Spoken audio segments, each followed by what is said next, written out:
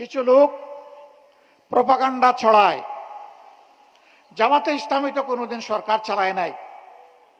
এখন এই সংকটময় মুহূর্তে যদি জনগণ জামাতকে ভোট দিয়ে সরকার গঠনের সুযোগ দেয়, তাহলে তাদের তো অভিজ্ঞতা নাই, তারা দেশ চালাবে কেমনে?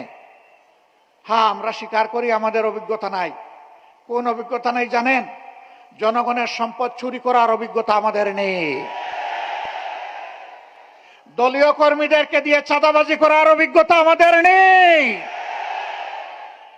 শিক্ষা প্রতিষ্ঠানগুলোতে গণরুম কায়েম করে টর্চার সেল গঠনের অভিজ্ঞতা আমাদের নেই। সর্বপর্যায়ে মাথা থেকে পায়ের পাতা দুর্নীতি করার অভিজ্ঞতা আমাদের নেই।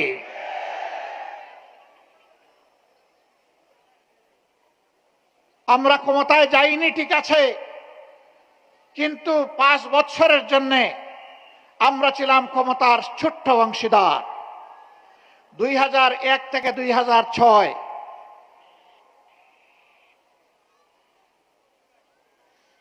সেই সময় সরকারের স্টিয়ারিং যাদের হাতে ছিল, তারা দেশকে সুশাসন দিতে ব্যর্থ হয়েছিল।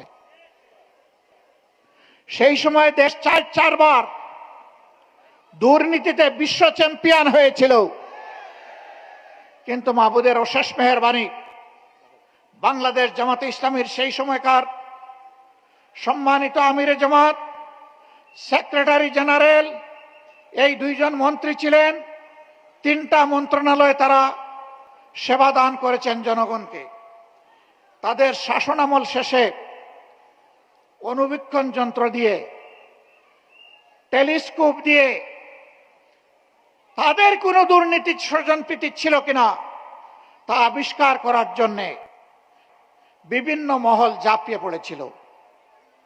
আলহামদুলিল্লাহ, দুর্নীতি একটা সর্ষে দানাও তারা আবিষ্কার করেনি। এই 2 মন্ত্রীর 4টা হাতের 20টা আঙ্গুল আল্লাহ তাআলা সম্পূর্ণভাবে পরিচ্ছন্ন রেখেছিলেন। তারা প্রমাণ করেছেন। এই 2টার সাথে আরো 10টা মন্ত্রণালয় যদি জামাতে ইসলামীর লোকেরা পরিচালনার সেবা দেওয়ার সুযোগ পেতেন, তাহলে 12টা মন্ত্রণালয় একই ধরনের পরিচালিত হতো, জনগণ উপকৃত হতো।